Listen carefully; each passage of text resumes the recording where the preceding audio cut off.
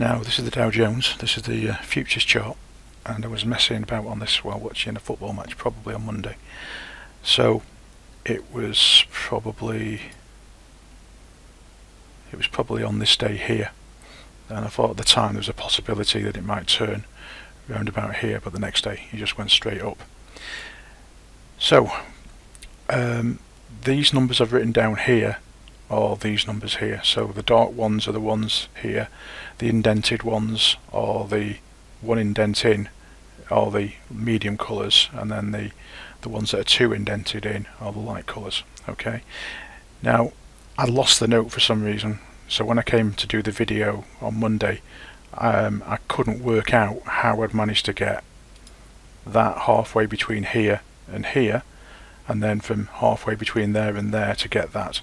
And this is the closest I could get, but I couldn't get that number that I worked out on when I first did it, which you can see gives us the low on that day, so I didn't do the video.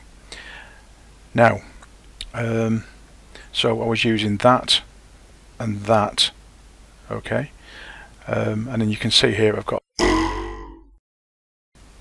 which is the same as a 3, and then I've got a 4 by 81 and a 4 by 81.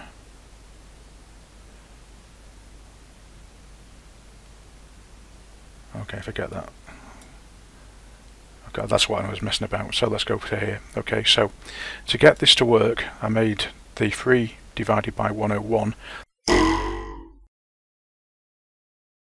This low here, I had to multiply the 2 by 29 by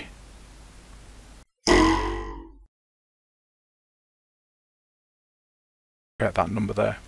Then if you add that to that, you get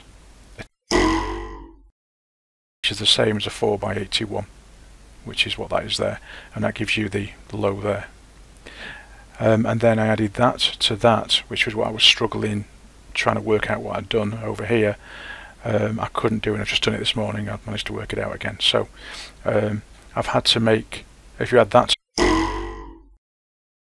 which is the same as 17 divided by 304, which gives you that low there. Okay.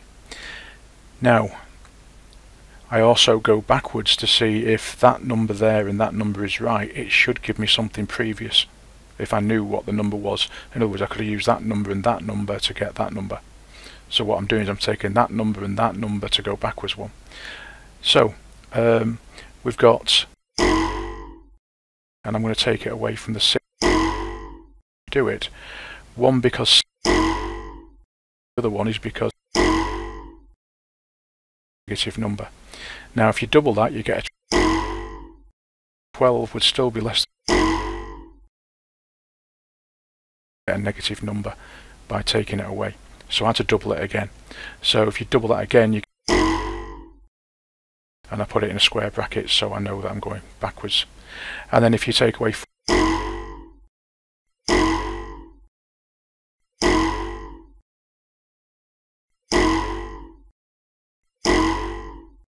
2 divided by 21, and the 2 by 21 gives you the low that was made there.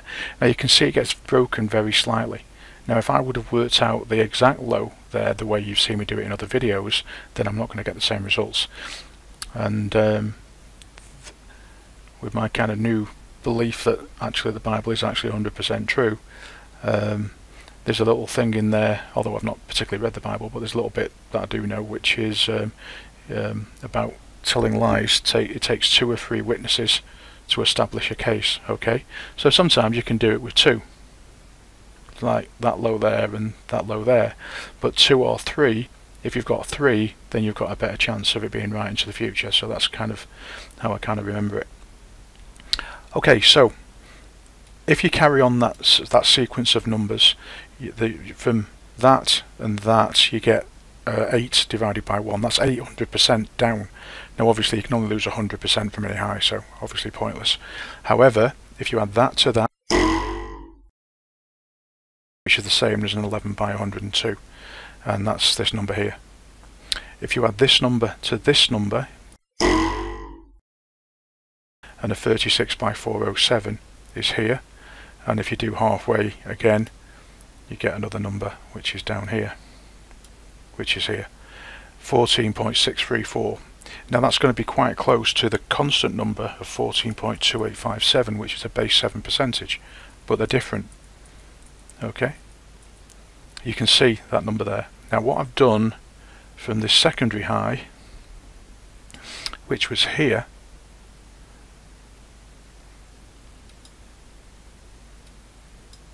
so wait for the thing to come back. So from this secondary high, I've just taken away normal numbers. 5%, which is a base 5 percentage, 6.25, which is a base 1, which gives, so that gave that low there, or that day's low. That gave you that low there, although it broke it slightly.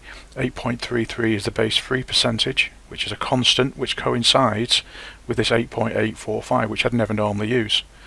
10% doesn't coincide with 10.78, but it's close. The next number I've got on is 12.5, which isn't coinciding with anything. And the next number is 14.285, which is a base 7 percentage, which is very close to this number here, which I would normally never use. Okay, so those are levels that I'm watching into the future. Now, like I said, when I did this, you'll see in a minute when we look at the Wall Street crash in 1929 on the Dow, that the market works on these same percentage numbers, and the market went up to about here and it went sideways and then it went down, but you can see in this case it's just gone straight through. I don't know if this is a high yet, but I've just put some constants on to see if there's anywhere where they coincide, and from memory there isn't really. Probably the closest is probably there, but you know, it means it might not be quite the top yet. Okay, but you can imagine people going short, they're all being knocked out, and go shooting back up again. This has got nothing to do with people buying and selling. Okay, this is just pure mathematics, catching out people, controlling the exchanges. They can make the market go up and down at will, but there is some kind of rules behind all this. Okay, and as a client pointed out the other day, I did one on crude oil, which just happens to be exactly where the market went and bottomed out the other day. You know, I don't know anything about crude oil. Yeah, nothing whatsoever. Yeah, I don't even put my own oil in the car. Yeah, so I know nothing. Okay, so let's now look at the Wall Street crash, and we're going to look at some of these numbers. The first one I'm going to point out was this one, 4 divided by 81. I'm going to mention this one, 2 by 29, and this one here, 17 by 304. Okay, so this is the Wall Street crash, hopefully. Now the reason I put the Wall Street crash on is because I knew that these are daily prices. Okay, I knew that there was a big rally from the first part of the crash, and then we had the big crash. So the market came down and then it went flying up. Okay, and it was about a retracement of roughly halfway, I think, from memory. Now if we go back to here, okay, I thought I had 17. In fact, just before we move on, let's put another one in here, because we're taking away 800% away from, yeah, so that's going to be so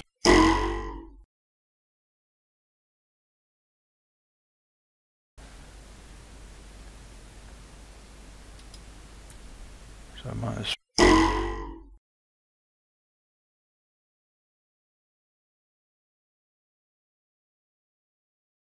Just see where it is. That's 18 point something. Let's do that again.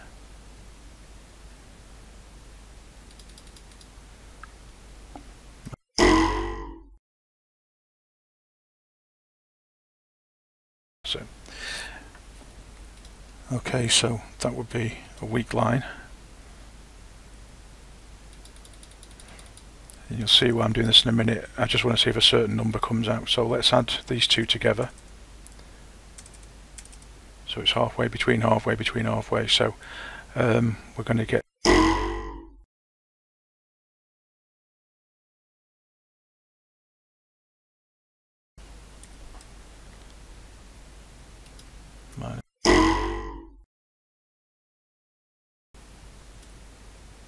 No, it doesn't. I thought I was trying to get 17 point something. Okay, so let's go back to here. I was trying to get that number there. Okay, but it isn't. I think it was 16 point something when it was 16.5-ish.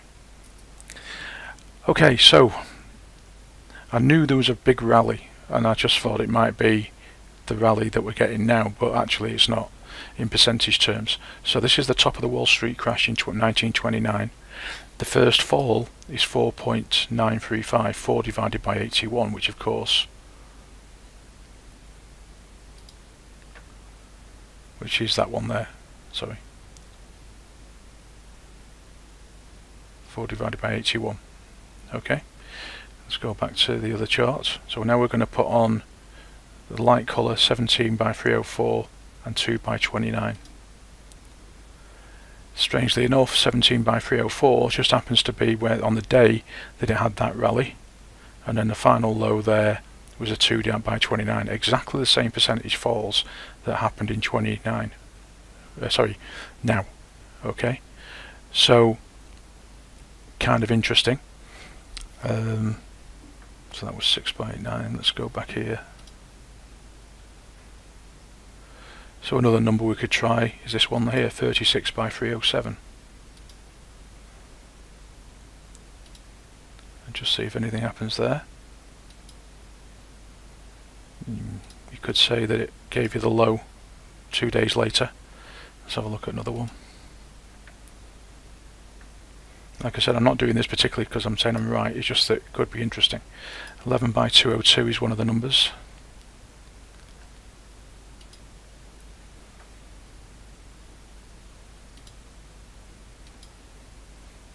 Lo and behold, where did the market bottom out?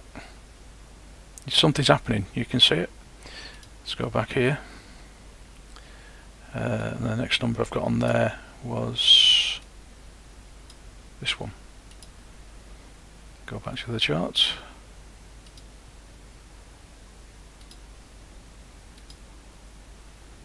Not really. But if that would have been kind of dead on, yeah, that would have been better. But something's happening. It seems to be close. Now this rally we had for a couple of days up, it stopped at 4. It stopped at this number here, and that's why when I did the video, I'd put on this number here, and we hadn't quite got to it. So I was thinking if it was to stop here and start to show weakness, yeah, then it could have been a short. But like I said, next morning when I was going to do the video and all the rest of it and maybe trade it, it just went straight through. So, or it had already gone straight through when I looked at it. So I just kind of think that's interesting. Now, a client a long time ago sent me a particular chart. Okay, so this is it.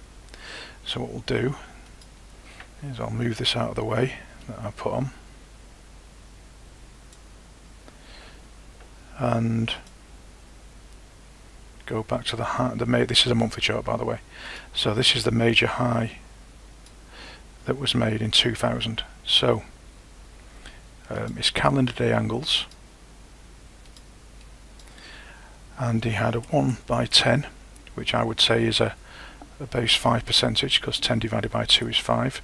And you can see, and again, I don't particularly do angles from highs to get highs, because this is what I tend to find. It tops out, you can see it goes, these are months, so for about 6 months it goes very slightly higher, yeah, and then it stops again. But it's definitely working, okay? What he's saying is completely right, but that's what tends to happen. Can you see here? It kind of goes up. Now he's done a 2 by 10 next, which gives the next high. Now you can make money out of it, and then it goes back up again, and it goes back up again.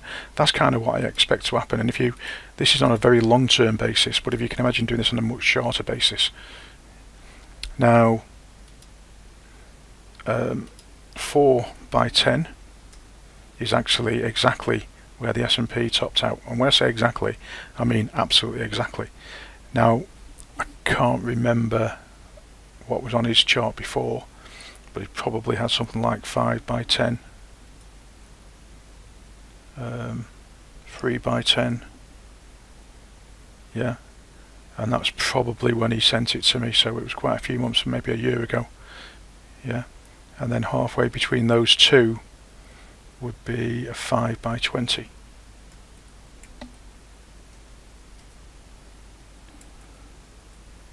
Sorry, 7 by 20.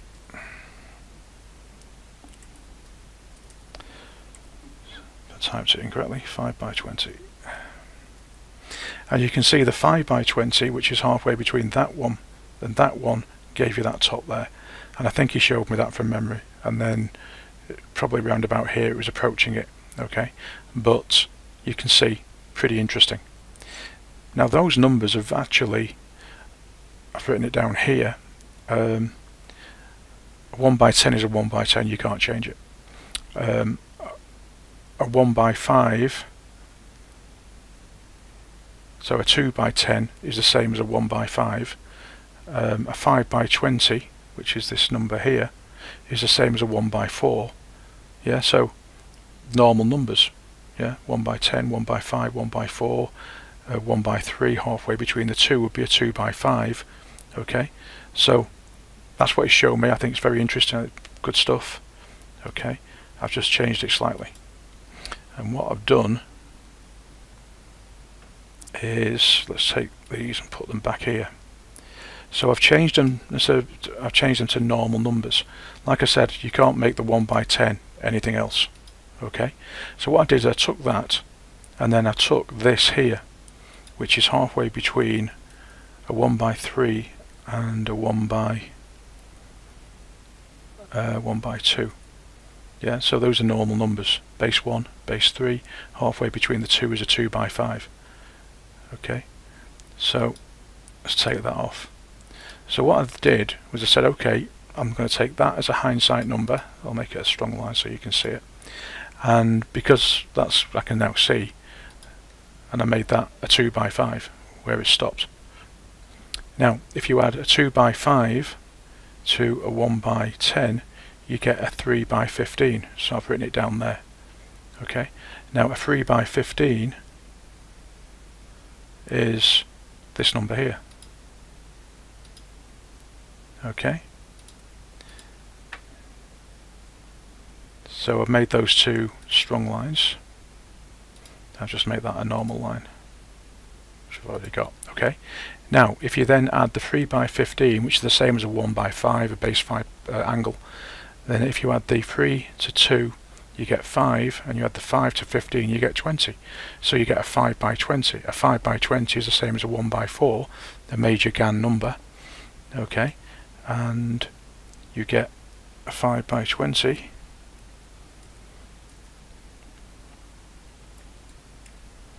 type it correctly, and it's exactly to the point where it stops, which is a 1 by 4. So it's easier to see, just make that a weak line so you can see, you know, so I've used that as hindsight, used that as hindsight, add that to that, you get that, yeah, which is the same as a 1 by 3, and add that to that, which gives you a 5 by 20, which is the same as a 1 by 4. What's the point?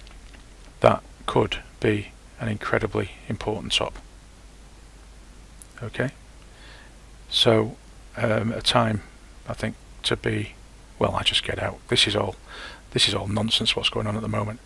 They're just basically trying to keep the market up to disguise the fact that the US dollar's on the verge of total collapse. Okay, now if I think on, and remember, I'll post a video I've just watched which I think he's got it dead on, and if you're into cryptocurrencies, another reason why they're gonna, well, it's just another tulip bubble basically. Yeah, they're going to bring out their own cryptocurrency, but he basically explains how they're going to make the one you've got completely worthless, and that's by taking out the exchanges.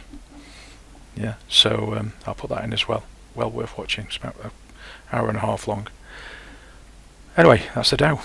Be very careful. I've said it a few times now, but this is nonsense. This is complete and utter Wall Street crash nonsense. They inflate the economy, yeah, and then the banks, which are behind all this, then remove the credit from the system, and all of a sudden, yeah, you've got you know, bank accounts disappeared, all the banks closed, most of the banking system collapsed, people were left with nothing, and massive deflation.